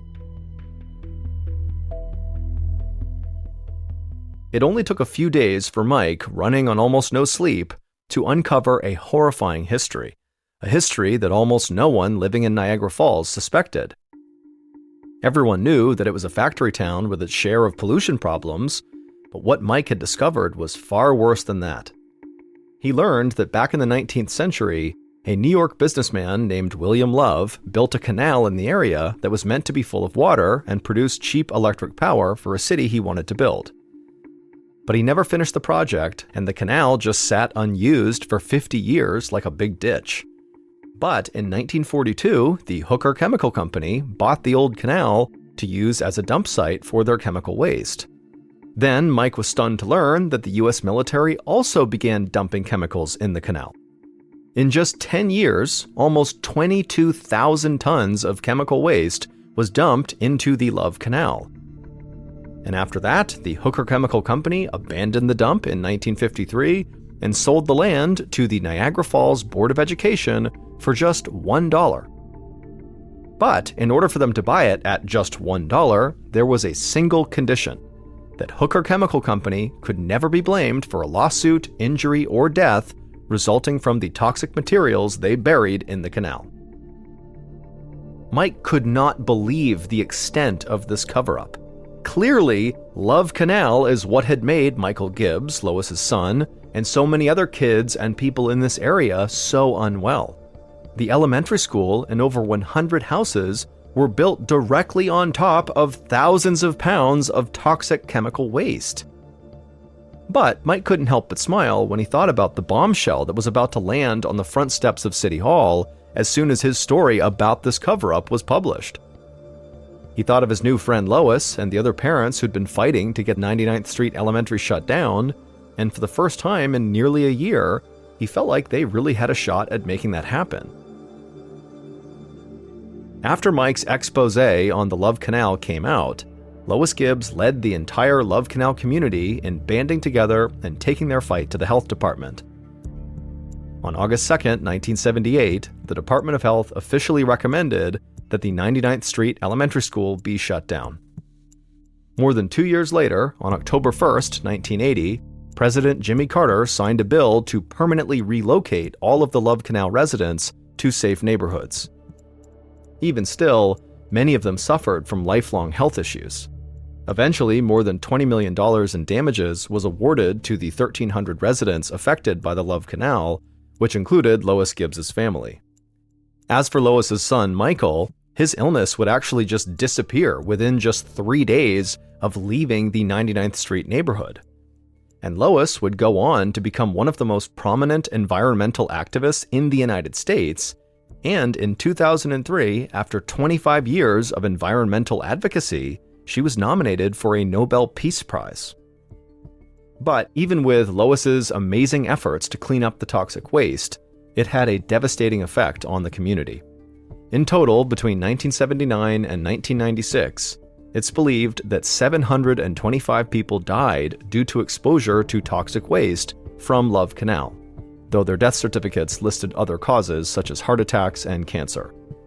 But thanks to advocates like Lois Gibbs and Mike Brown, the Hooker Chemical Corporation was forced to spend almost $400 million cleaning up their enormous mess.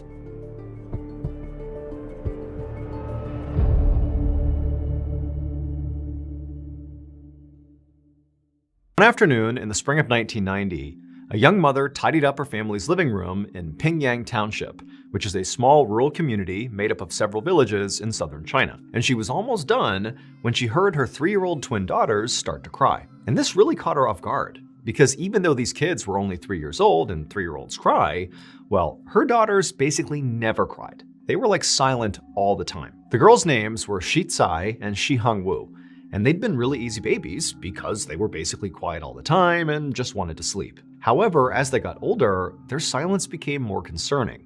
All they really wanted to do was just lay around and sleep and do nothing. Even at 3 years old, they hadn't even said their first words yet. So when this mom heard these girls crying, she rushed down the hall to see what was going on. One, just obviously to make sure her kids were okay, but two, just out of curiosity. This is so uncharacteristic to be making any noise at all. And so the mom, she burst into the nursery and she saw her girls in their crib and they were sobbing hysterically, totally upset. And the mother rushed over and she scooped them up and asked, what's going on? Are you okay? But of course the girls didn't say anything because they didn't speak. They just continued to cry. But the mom, she kind of assessed her kids and couldn't see any injuries. They didn't seem sick. They were just upset about something, but she had no idea what it was. And so the mom just stood there comforting her girls until they calmed down, and then she put them back into the crib and they both went to sleep. And that was it. A couple of days later, and the twin girls were back to their normal routine, being totally silent and sleeping for most of the day. And as the girls slept in their nursery, their mom just went around the house doing some housework, and at some point she walked down the hallway past the girls' bedroom.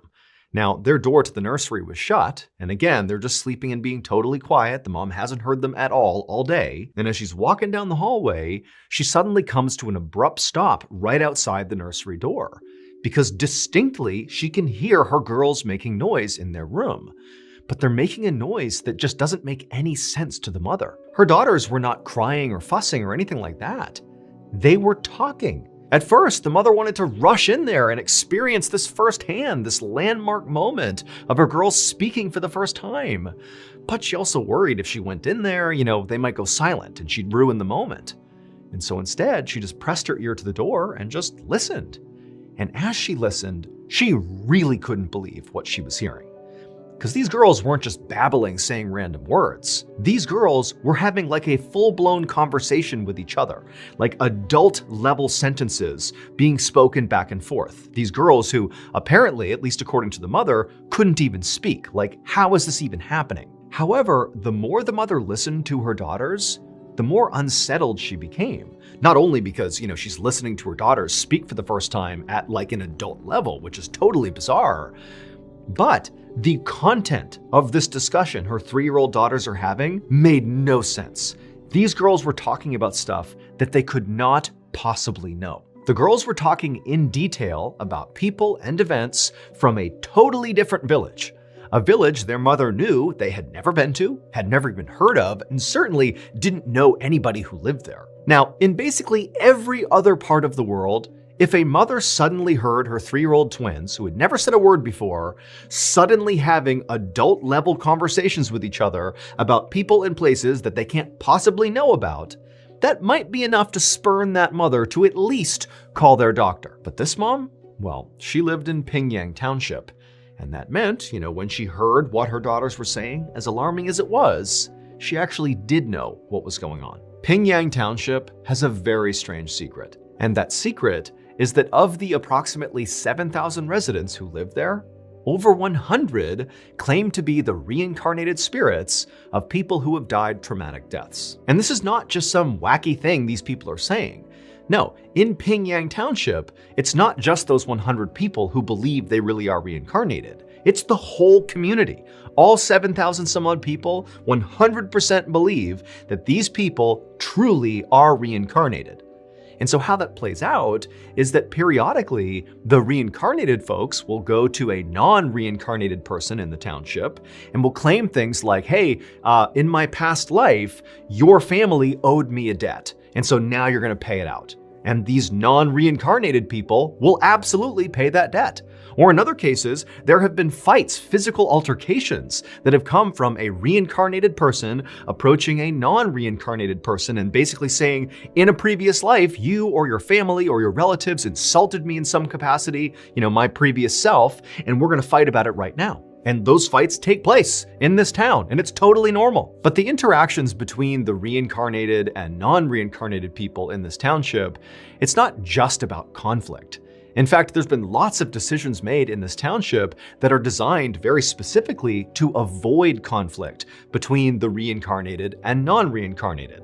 For example, there was a little boy who claimed to be the reincarnated spirit of a pig who was butchered in town, and the butcher, who this boy said butchered him when he was a pig, well, the butcher, to make sure he was not offending this boy or potentially other people who were, the reincarnated spirits of other animals he had slaughtered, the butcher shut down his business just to be like, I don't want to offend you all. I'll find something else to do with my life. And so when this mother heard the sound of her twin girls who had never spoke before, suddenly having this detailed conversation about people and events from this other village, as jarring and shocking as that was for her, because she lives in Pingyang, she instantly understood that the only way my girls could have that information and be able to have this conversation is if they are reincarnated spirits. And so this mother did what she thought was right, which was not to call a doctor, but instead to get the word out to the people not just in her village, but across the Pingyang Township that her twin daughters are actually reincarnated spirits. The mother's hope was that perhaps there was still family of these reincarnated spirits in this other village her daughters were referencing in their conversation that would find out about this, and maybe they'd want to come here and meet their family who now live inside of her daughters. And sure enough, less than a week after this mother got the word out, this man and woman who she didn't know came knocking at her door. When the mother let them inside the house, her girls immediately recognized them. One of the twins said that this was her mother and father from her previous life. Then the twins, these little 3-year-old girls, went on to tell this unbelievably complicated and sophisticated story about how in their previous life, these twin girls were not actually sisters. Instead, they were best friends, and together they had taken their own lives approximately 1 month before they were reborn in the bodies of these twin girls. And so after that, the twins just continued talking to this man and woman for quite some time, giving specific details about this village that, again, these girls, at least according to their mother, had never been to before. These girls also gave intimate details about these teenage girls' lives and even had information that was very specific to what happened to them when they took their lives and, where their bodies were found. Again, information these girls shouldn't have. And then at some point, the mother of the twins asked this man and woman, like, are these details they're giving you accurate? Is this true? And the man and woman said, "Yep, it's all true." And then at some point, the twins turned to their biological mother and they told her that the reason they had been silent to this point was because they were trying to keep their reincarnation a secret.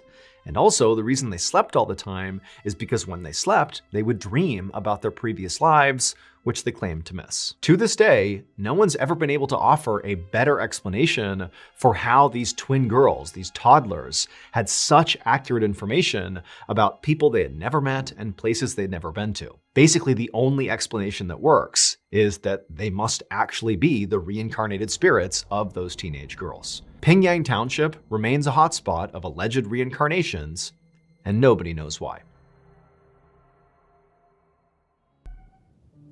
On a spring afternoon in 1883, a young woman named Sarah tidied up her farmhouse in a tiny settlement called Eagle Creek in Arizona. While Sarah cleaned, her sister Elizabeth took a bucket outside to get water from their outdoor spring. So Sarah and Elizabeth actually lived together in this farmhouse along with their respective families. The American West at this time was sparsely populated and dangerous, so it was not uncommon for families to kind of band together like this. Their husbands herded the sheep and worked the land, while Sarah and Elizabeth looked after the house and also took care of their collective 4 kids. And so on this day, as Elizabeth was out getting water, Sarah continued to tidy up the house with one eye on the kids, making sure they were okay, when all of a sudden, the family's dogs, who were leashed up outside, began barking really aggressively. Now, for Sarah, this was really alarming because the dogs typically were pretty docile and didn't make a lot of noise. So clearly, something was going on outside. And so Sarah told the kids to stay inside, and she quickly went outside onto the porch to see what the dogs were barking at. And so once Sarah was out on that porch, she immediately surveyed the area out in front of her, and off to her left and off to her right was just rocky scrubland, and then right in front of their house was this big sandy hill that kind of obscured their view off into the distance. And the dogs, who were leashed up right in front of the property out in the front yard, they were all looking right at that hill and barking at it. At first, Sarah couldn't understand what the dogs were even barking at. I mean, she looked around a few more times to see if she was missing anything, but there was nothing happening out here. But then, as Sarah continued to stare at this hill where the dogs were still barking, she suddenly saw this huge creature emerge over the top and begin coming down the hill in her direction. It was this massive 4-legged creature with red fur, and its back was all twisted up. And on the back of this creature was this man. Except it was not a normal-looking man. His face was horrible and sunken, and his mouth was in this huge grin. And as she stared at him in total shock and disbelief, she saw he was missing eyes. Now, Sarah was a deeply religious person. And so as she's watching this creature being ridden on by this person come charging towards her, all she could think was, this is the devil. The devil is riding on this red creature, and it's coming to get me and my family. And so instinctively, she just turned, bolted inside the house, barricaded the door with the kitchen table, and then rounded up the 4 kids and sat in the kitchen, huddled over them, praying to God to save them from the devil. But as she was doing this, Sarah suddenly heard this blood-curdling scream come from somewhere outside. Then she knew it sounded way too human of a scream to be coming from the devil or the creature it was riding on. And then she remembered her sister was out there getting water. That scream almost certainly came from her sister. But Sarah was so scared, she couldn't move. And she had these 4 kids to look after. And so instead of going out to try to save her sister, she just held the kids closer and continued to pray, hoping her sister would survive. Hours later, Sarah was still inside the barricaded house, clutching the children, praying, and her sister Elizabeth had not made another sound, and she had not come back to the house. So she's been gone for hours at this point.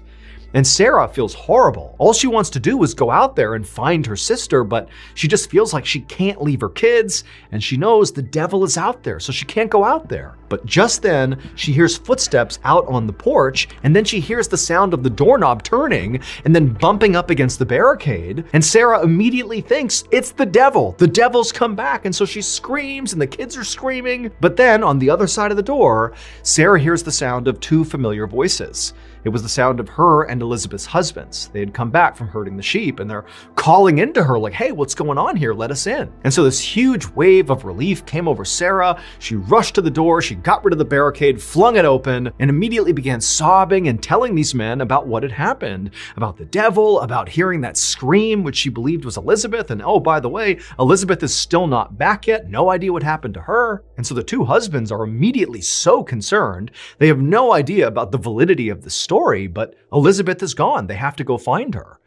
And so the two men, they grab their guns and lanterns and they head off towards the outdoor spring to hopefully find Elizabeth. And so the two men, they began making their way down this path towards the spring. And at first they were walking, kind of keeping their composure, but quickly as they're calling out for Elizabeth and not getting a response, they just took off running. And as they turned the corner and they finally saw the spring, they also saw Elizabeth. And she was face down on the ground with blood all around her. She was dead. And so as Elizabeth's husband wept over Elizabeth's body, Sarah's husband rode off into town to get the local coroner to come out and investigate to see what happened to Elizabeth. The only thing that seemed fairly obvious about Elizabeth's death, at least to the two husbands, was that Elizabeth looked like she had been trampled to death. There were all these hoof prints all around her when they found her. And so the coroner, he comes out and he looks at the scene, he sees Elizabeth, and he agrees that it looks like she was trampled to death. However, when he examined the hoof prints that were all over the place, they were way too big to be a horse's hoof print. And so the coroner literally said, I can't say she died by being trampled by a horse. This was not a horse. And so the coroner wound up speaking to Sarah, who would tell him all about, how the devil came over the hill on this big four-legged creature that was all red, and she heard the scream, which must have been Elizabeth, and so the devil has trampled her sister to death. That's what happened. Now, the coroner agreed with Sarah that very likely her sister had been trampled to death by something gigantic. However, he didn't believe the actual details of Sarah's story. He did not believe that the devil killed Elizabeth. And so ultimately, because the coroner just couldn't be sure what actually happened to her, he wound up listing Elizabeth's cause of death as just unknown. But the coroner's doubts did not stop the story of the devil from spreading. Before long, basically everybody on the Arizona frontier had heard about the devil and the strange creature he rode, to the point where they were given a nickname. Together, they were called the Red Ghost. Still, most people who heard this story didn't really believe it actually happened. They figured it was kind of a joke or maybe an exaggeration, just sort of lore passed around town. But over the next few years following Elizabeth's death, sightings of the so-called Red Ghost became much more frequent and more strange. Many campers claim to have seen the Red Ghost trotting through the Arizona wilderness. In fact, some of these people claimed that in the middle of the night, the Red Ghost would appear and trample on their tents. One cowboy claimed he got close enough to the Red Ghost that he was able to actually lasso its neck.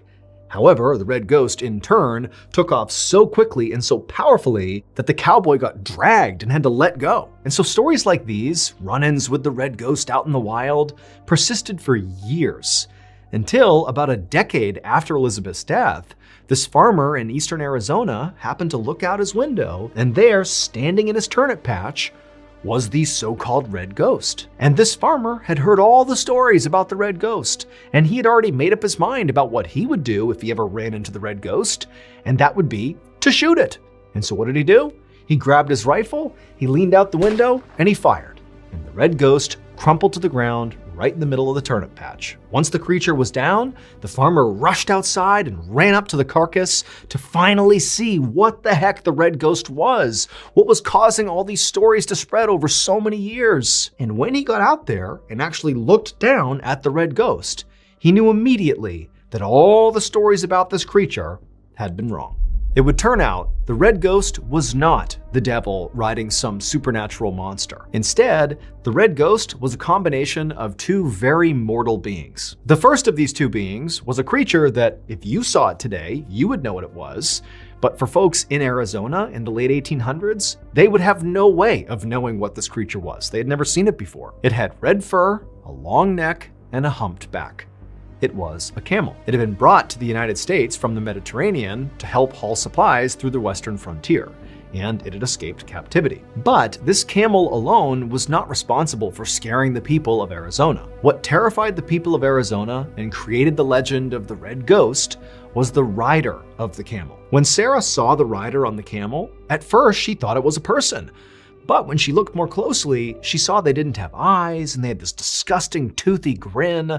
They just couldn't be human to her. And so she had decided this must be the devil. But it would turn out her first instinct was right. This was a person. There was a person on the back of that camel. The devil on the back of the camel was a man's decomposing corpse. And because he was a decomposing corpse, his flesh and eyes had rotted from his face, making it look like he had no eyes and gave him this huge toothy grin because there was no flesh there. Now, we don't know who this man was or how exactly he died. All we know is at some point he was riding this camel escaped, he died and somehow didn't fall off, and his dead body remained in an upright seated position on this camel.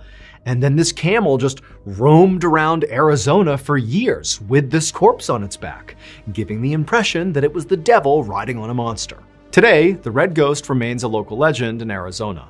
In fact, there's even a permanent statue of the camel in a small Arizona town called Quartzsite.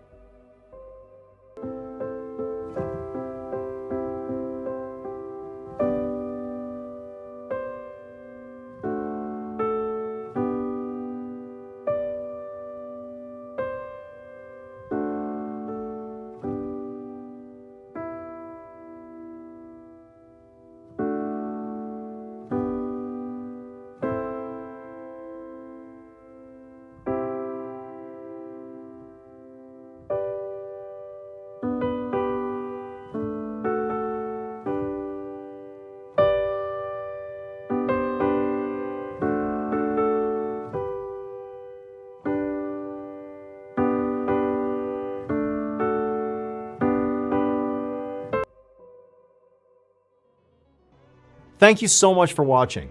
Let me know in the comments what you thought of today's episode, and also remember, we have hundreds more videos for you to binge right now. But if you want a recommendation of, which video to invest your time in, well, here are two great options right here. If you want more Mr. Ballen content, click on this one. And if you want some redacted, declassified